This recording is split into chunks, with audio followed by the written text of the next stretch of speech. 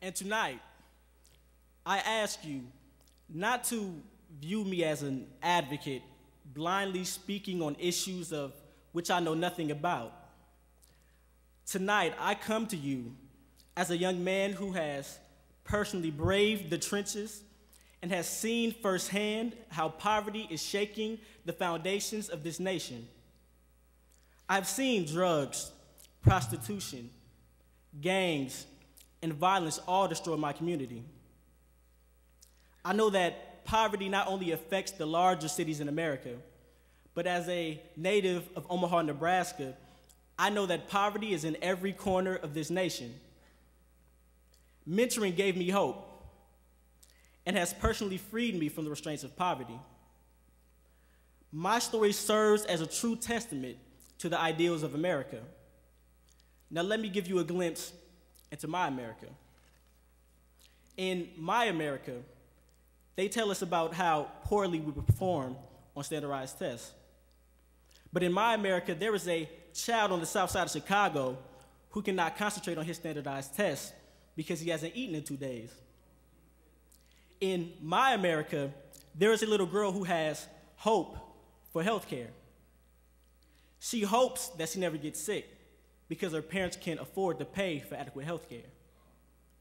In my America, there is a young man from Baltimore who graduated from a subpar school system and can't even read every single word on his own diploma.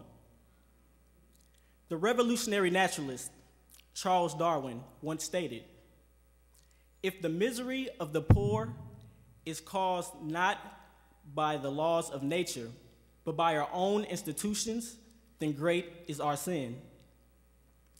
Our forefathers founded this nation upon the principles of life, liberty, and the pursuit of happiness. Yet 37 million Americans are expected to make that pursuit while crippled by the plague of poverty. Our society is based on the idea that all Americans, regardless of your ethnic background, your racial background, or your economic background, you have the ability still to dream the American dream and to make that dream into something real.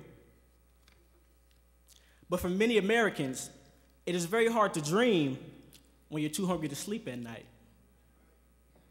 We live in the most prosperous nation in the history of the world, yet somehow we find ourselves with the highest poverty rates of any developed nation. And now it's important that you understand this. We have spent $500 billion on the war in Iraq, while the United Nations estimates that for only 1/10 of that, we could provide clean water, adequate diets, sanitation services, and basic education not only to every American, but to every human being on earth.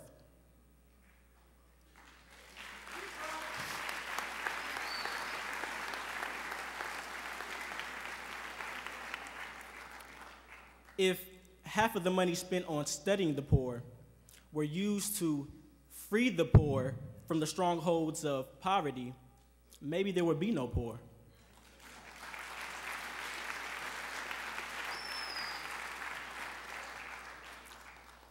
I challenge the presidential candidates not to forget the war on terrorism abroad, but to remember the war on poverty at home.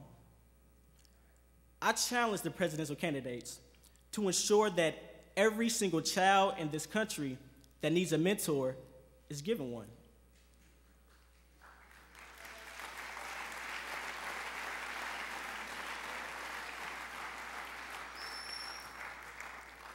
I challenge the candidates to make sure that every child in America is given a fighting chance to prosper in adequate school systems, and just not the children whose parents can afford to pay for it.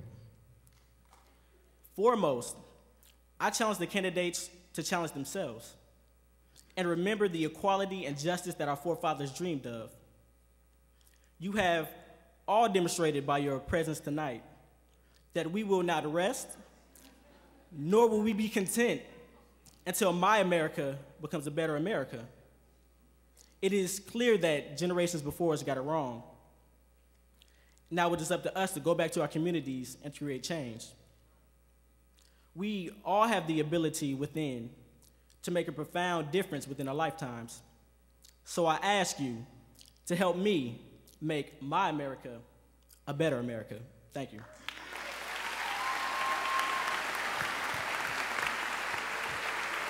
Congratulations.